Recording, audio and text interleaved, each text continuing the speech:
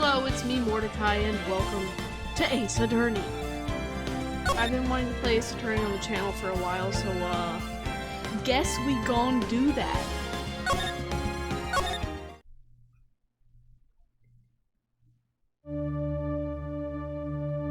The blood. Gasp, gasp.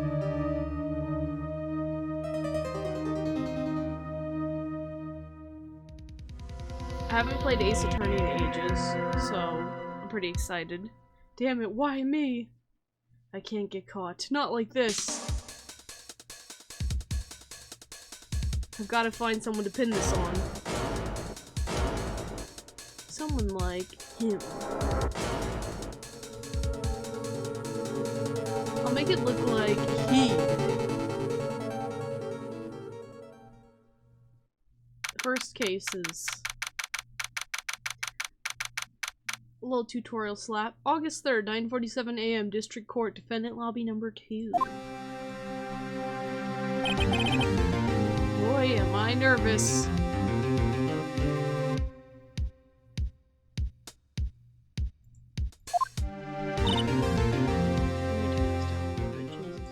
Right.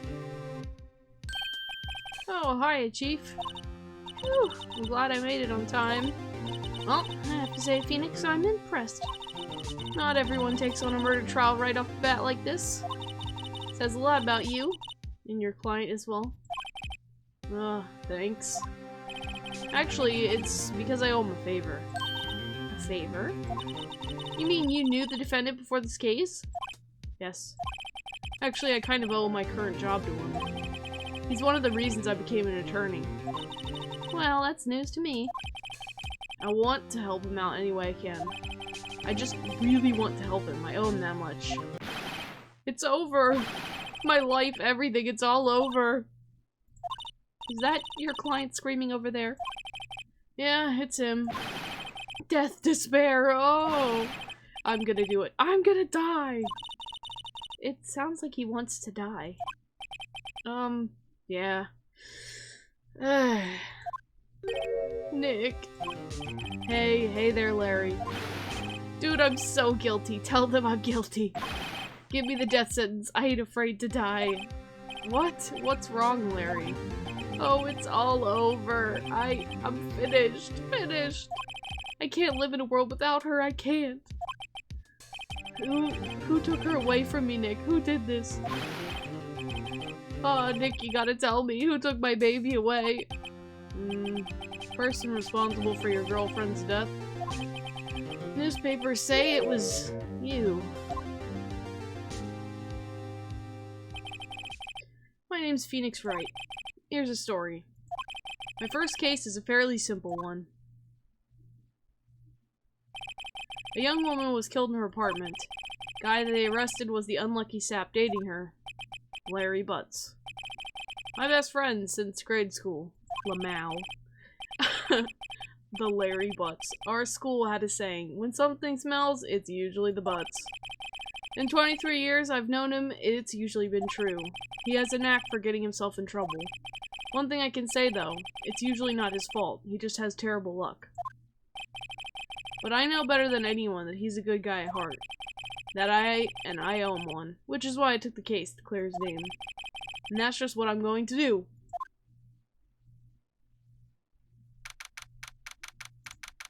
August 3rd, 10 a.m. District Court, courtroom number 2. 1 second. Okay, we're good.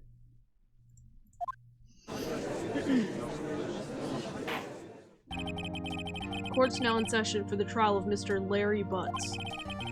Prosecution's ready, Your Honor. The, defense is ready, Your Honor. Ahem. Mr. Wright. This is your first trial, is it not? Yes, Your Honor. I'm, a little nervous. Your conduct during this trial will decide the fate of your clients. Murder is a serious charge. For your client's sake, I hope you can control your nerves. Thank you, Your Honor.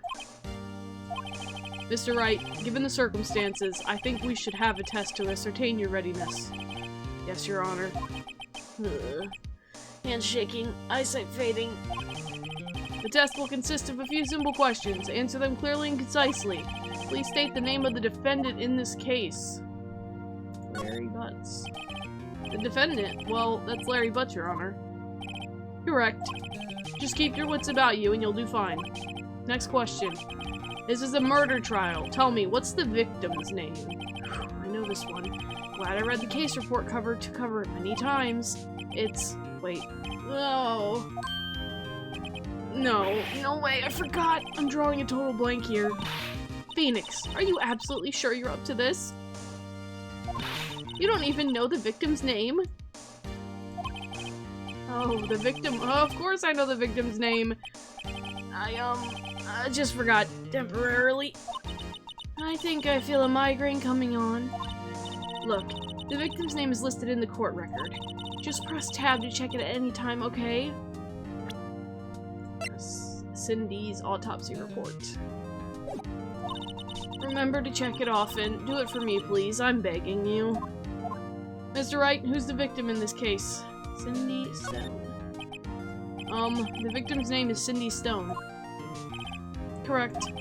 Now tell me, what was the cause of death? She died because she was hit with a blunt object. She was struck once by a blunt object. Correct. You've answered all my questions. I see no reason why we shouldn't proceed. You seem much more relaxed, Mr. Wright. Good for you. Thank you, Your Honor. Because I don't feel relaxed, that's for sure. Well then. First, a question for the prosecution. Mr. Payne. Yes, Your Honor.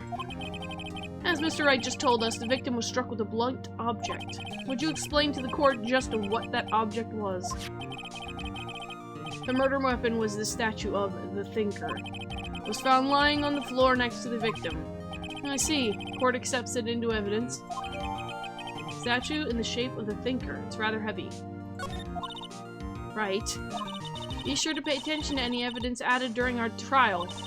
The evidence is the only ammunition you have in court. Use tab to check the court record frequently. Mr. Payne, the prosecution may call its first witness. Prosecution calls the defendant. Mr. Butts should stand. Chief? What do I do now?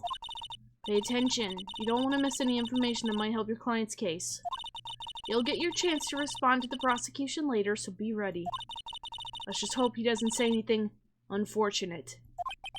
Uh-oh, Larry gets excited easily. This could be bad. So, just a quick little for you guys. I love the Ace Attorney series so fucking much. I've played not all of them, but a good amount of them, and I used to play, like, when they all came out on the DS, like, tons of them came out on the DS, that's where I played them all, on the DS. Like, I still have a bunch of them in my DS case. They are great DS games. They make wonderful DS games because of the touchscreen. Yeah, perfect. Love it. And also, just the whole court aspect I love, and all the eccentric characters. It's just, yes. Delicious. Mr. Butts, is it not true that the victim had recently dumped you? Hey, watch it, buddy. We were great together. We were Romeo and Juliet, Cleopatra, and Mark Anthony. Didn't they all die? I wasn't dumped. She wasn't taking my phone calls or seeing me ever. What does it do you anyway? Mr. Butts, what you describe is generally what we mean by dumped. In fact, she had completely abandoned you and was seeing other men. She had just returned from overseas with one of them the day before the murder. What do you mean, one of them? Lies. All of it lies. I don't believe a word of it. Your Honor, the victim's passport. According to this, she was in Paris until the day before she died.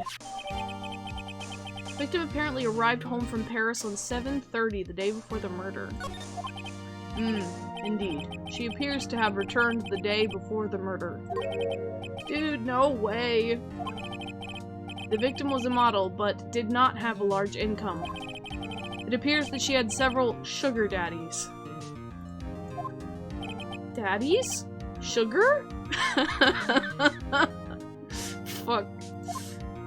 Yes, older men who gave her money and gifts. She took their money and used it to support her lifestyle. Dude! We can clearly see what kind of woman Miss Stone was.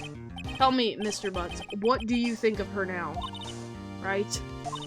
I don't think you want him to answer that question. Yeah, Larry has a way of running his mouth in all the wrong directions. Should I stop him from answering?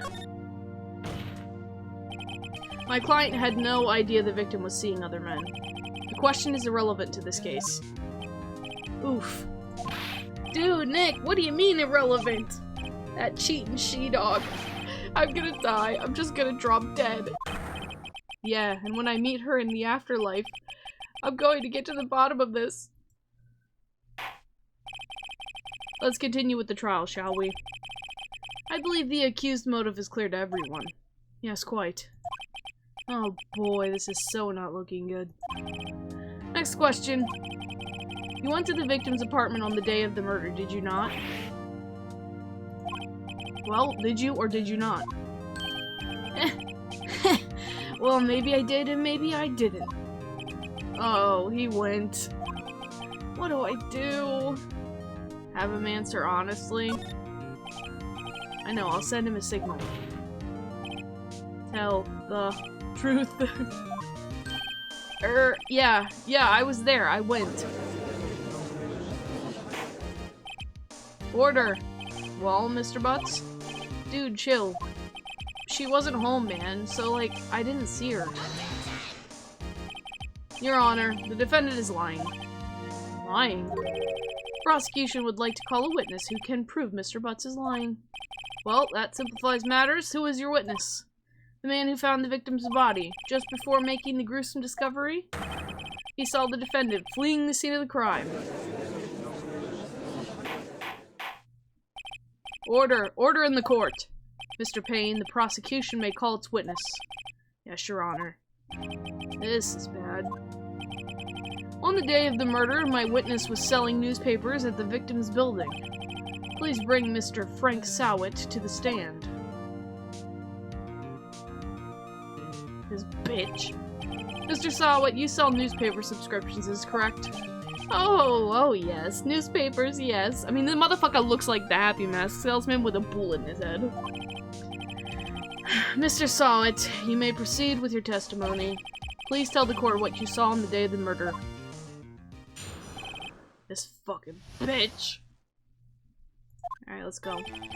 I was going door to door, selling subscriptions when I saw a man fleeing an apartment. I thought he must be in a hurry because he left the door half open behind him. Thinking it strange, I looked inside the apartment. Then I saw her laying there, a woman, not moving, dead. I quailed in fright and found myself unable to go inside. I thought to call the police immediately. However, the phone in her apartment wasn't working. I went to a nearby park and found a public phone. I remember the time exactly, it was 1 p.m. The man who ran was, without a doubt, the defendant sitting right over there. Right. Bitch liar. Larry, why didn't you tell the truth? I can't defend you against a testimony like that. Incidentally, why wasn't the phone in the victim's apartment working? Your Honor, at the time of the murder, there was a blackout in the building. Aren't phones supposed to work during a blackout? Yes, Your Honor. However, some cordless phones do not function normally. The phone that Mr. Sowett used was one of those. Your Honor, I have a record of the blackout for your perusal. Electricity to Miss Stone's building was out from noon to 6 p.m. on the day of the crime. Okay. Now, Mr. Wright. Yes, Your Honor. You may begin your cross-examination. Cross-examination, Your Honor? Alright, Wright, this is it. The real deal. What exactly am I supposed to do? Why, you expose the lies in the testimony the witness just gave. Lies? What? He was lying? Your client is innocent, right? Then that witness must have lied in his testimony. Or is your client really guilty? How do I prove he's not? You hold the key. It's in the evidence. Compare the witness's testimony to the evidence at hand. There's bound to be a contradiction in there. First, find contradictions between the court record and the witness's testimony. Then, once you've found the contradicting evidence, Present it and rub it in the witness's face. Okay. Open the court record with tab, then point out contradictions in the testimony. Alright. Let's fucking go, bitch. Okay. I was going door to door selling subscriptions when I saw a man fleeing an apartment. Okay, let's press. Isn't a man leaving an apartment a common sight? I find it odd you would take notice of him. I don't know. He just seemed strange to me, that's all. Like he was mad, and yet frightened at the same time. Just like a criminal fleeing the scene of a crime. The defense requests that the witness refrain from conjecture. Of course, what the witness means is the man he saw looked suspicious. So what happened next? Thought he must be in a hurry because he left the door half open behind him. Let's see. Time of death, 4 p.m. to 5 p.m. Cause of death, loss of blood due to blunt trauma.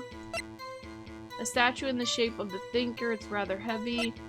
The victim apparently arrived home from Paris on 7:30 the day before the murder. Electricity in Miss Stone's building was out from noon to 6 p.m. on the day of the crime.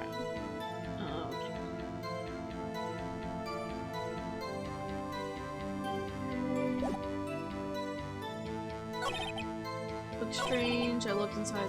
I saw a woman there moving. Cold and frightened, found myself unable to go inside. I thought to call the police. Phone in her apartment wasn't working. I went to a nearby park. I remember the time exactly. It was 1 p.m. No it wasn't. No it wasn't because the bitch died from 4 to 5, idiot. You found the body at 1 p.m.? You're sure? Yes, it was 1 p.m. for certain. No it wasn't! Frankly, I find that hard to believe. Your statement directly contradicts the autopsy report. The autopsy notes the time of death sometime after 4 p.m. There was no body to find at 1 p.m. How do you explain this 3-hour gap?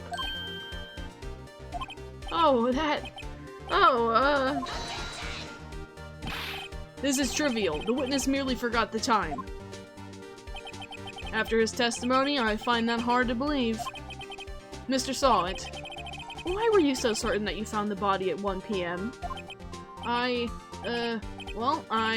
Gee, that's a really good question. Great job, Wright. Way to put him on the spot. That's all you have to do. Point out contradictions. Lies always beget more lies. See through one, and their whole story falls apart. Wait, I remember now. Would you care to give your testimony again? Alright, let's go, fuckhead. You see, when I found the body, I heard the time.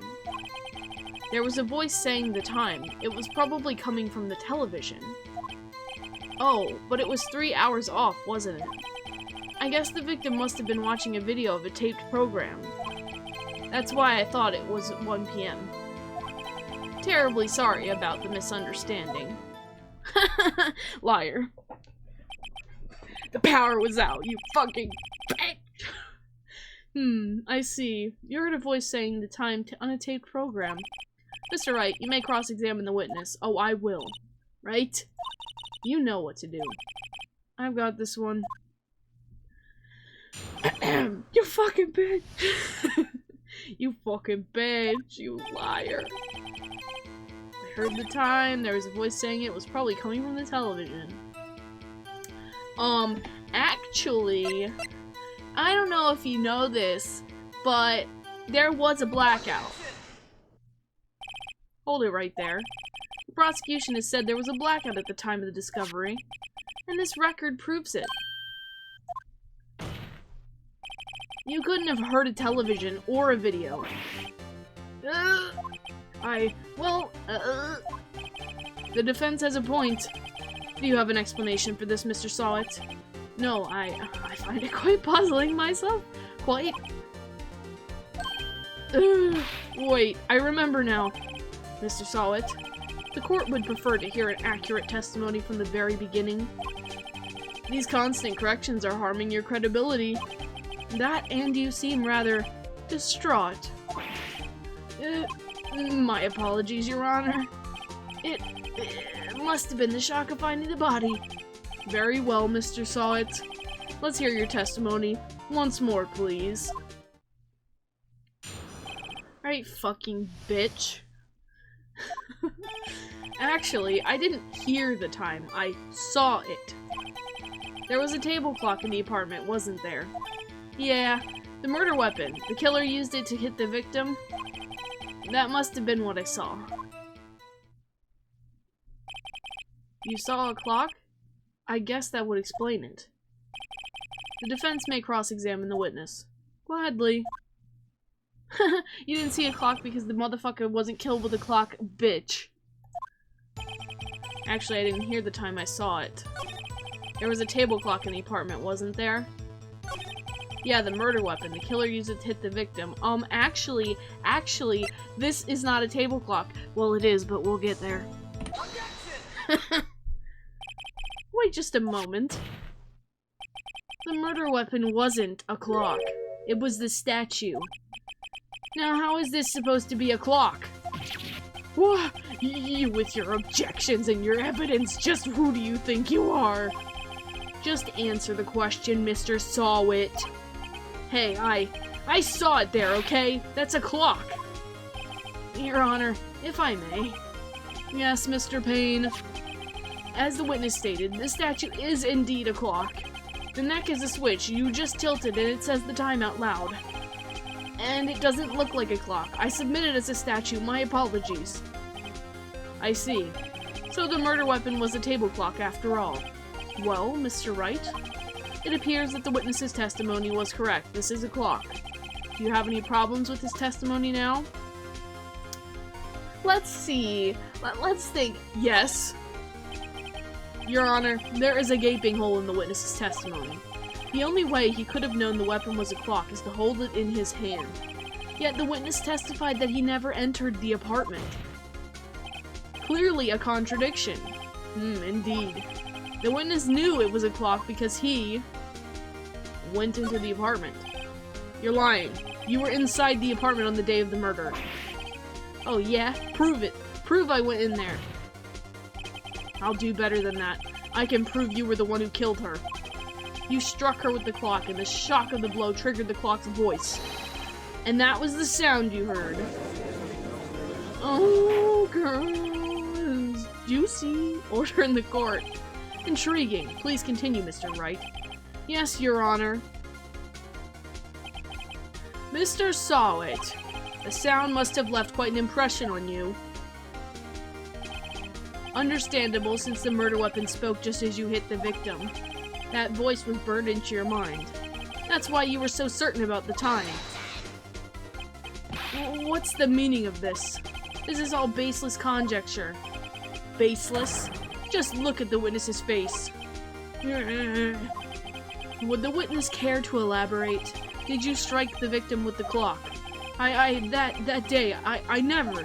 Look, the clock, I heard no, I mean, I saw. Throw that toupee. Shut up, shut up, shut up! I hate you! It was him, I tell you. I saw him.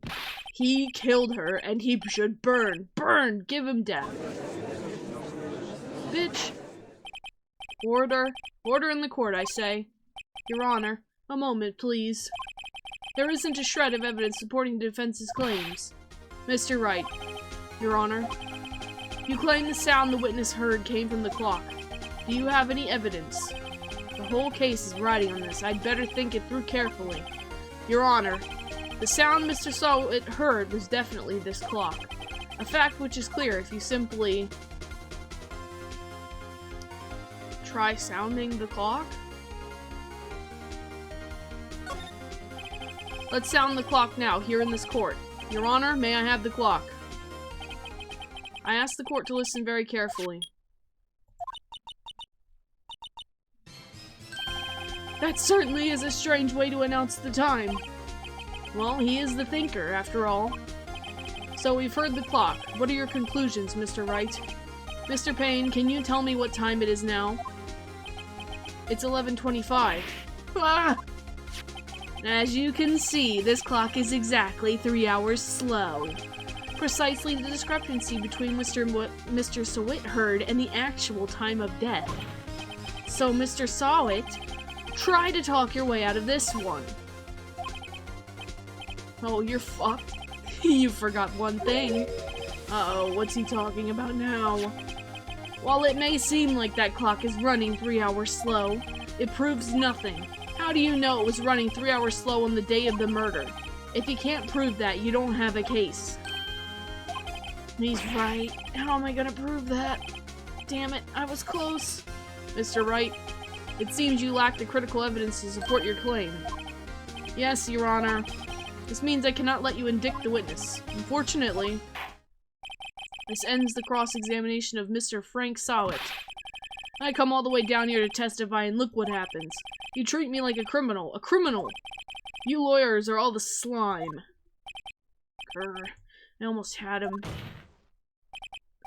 Sorry, Larry. I failed you. There's nothing I can do about it now. Not so fast, Mr. Sawit. Chief. Listen up, Wright. Don't throw this one away. Not like this. Think! But Chief, it's over. I can't prove the clock was slow the day of the murder. Nobody can prove that. Well, yes. But that doesn't mean you can still win. Try thinking out of the box. Don't waste time doubting the facts. Assume the clock was 3 hours slow, and think through it. Ask yourself, why was the clock 3 hours slow? Figure out the reason, and you'll have your proof. Right? Can you think of a reason as to why the clock would be 3 hours slow? Yes. Wait, maybe I can prove it. You must have evidence somewhere that can prove it, right? Find it and let him have it. Well, Mr. Wright, say the clock was already running slow on the day of the murder. Have you found evidence to support this claim? Of course. There's a piece of evidence in the court record that can prove my claim beyond a doubt. Ha! Tough words. Let's see you pull this one off. Let's see this evidence that proves why the clock was running slow. You fuck! The victim had just returned home from abroad the day before the murder. As we all know, the time difference between here and Paris is 9 hours. It's 4 p.m. here, it's 1 a.m. the next day there. The clock wasn't 3 hours slow, it was 9 hours fast. The victim hadn't reset her clock since returning home. That's why the time you heard when you struck her in the head dead in her apartment was wrong. Proof enough for you, Mr. Sawit, or should I say Mr. Did It? Motherfucker, get him! Oh, he's dead. Man died. Man died so hard he fell off the screen. Order! Order, I say! Fucking bitch. Well, this case has certainly turned out differently than we all expected. Mr. Payne, your witness? He was arrested and has been taken away, Your Honor. Very well. Mr. Wright? Yes, Your Honor. I have to say, I'm impressed. I don't think I've ever seen someone complete a defense so quickly. And find the true culprit at the same time. Thank you, Your Honor. At this point, this is only a formality, but this court finds the defendant, Mr. Larry Butts, not guilty. Get fucked. Get fucked, fucking bitch. And with that, this court is adjourned. Fuck you, Mr. Sawit. Turns out that Frank Sawit was a common burglar. Posed as a newspaper salesman to check and see when people were out of the house. That day, when Larry went to her apartment, the victim wasn't home.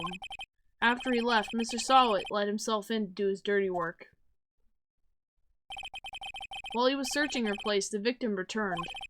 Flustered, Mr. Sawit grabbed the nearest blunt object he could find.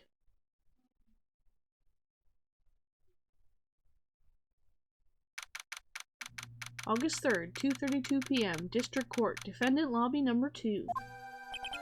Whew! Still can't believe we won! Right! Good job in there. Congratulations! Thanks, Chief. I owe it all to you. Not at all. Not at all. You fought your own battles in there. It's been a while since I've seen a trial end on such a satisfying note. I've never seen the Chief looking this happy. If she's this glad, imagine how Larry must feel. My life is over. Larry, you're supposed to be happy. What's wrong now? Aw, Nick. Don't worry about me. I'll be dead and gone soon. Good, wait, no, I mean bad. Bad, bad, bad. Larry, you're innocent. The case is closed. But my Sydney Wendy's gone, man. Gone forever. Larry, she was... Nah, never mind. Congratulations, Harry. Harry? Yes, you. I can practically see the headlines now. Harry Butts, innocent. Thanks. I really owe you one. I won't forget this ever. Let's celebrate. Dinner, movie, my treat. Oh no, I couldn't. Hey, I was the one who got you off the hook. Oh hey. Here, take this. It's a present. A present? For me? Wait, wasn't this the evidence that... Actually, I made this clock for her. I made one for her and one for me. Really? You made this? Well, thank you. I'll keep it as a memento.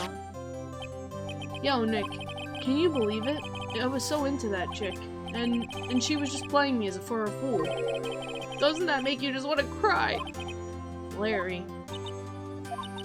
Are you so sure? Excuse me?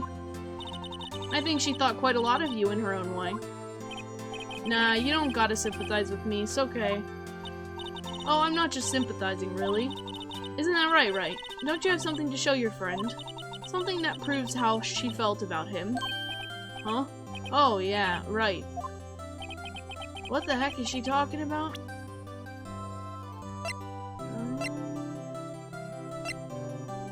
What, the fact that she took this with her? Check this out, Larry. Proof's positive you weren't just some chump to her. Huh? What about that clock? This is a clock you made for her, Larry, and she took it with her when she traveled. Whatever, she probably just needed a clock, that's all. You think so? It's a pretty heavy clock to take traveling.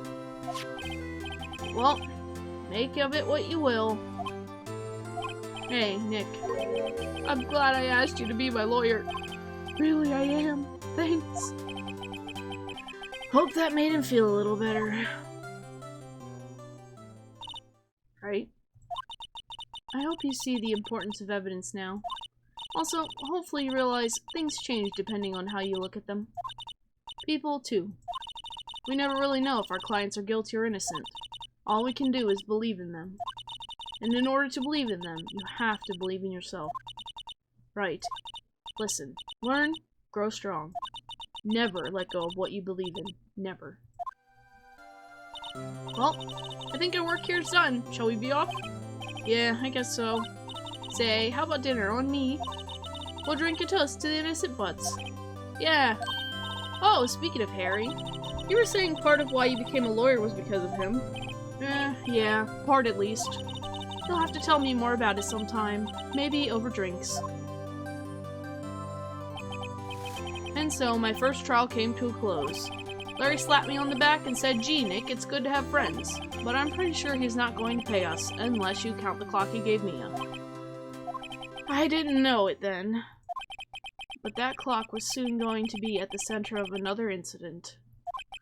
And my promise to tell the chief about me and Larry would be one promise that I wouldn't be able to keep. Oh shit.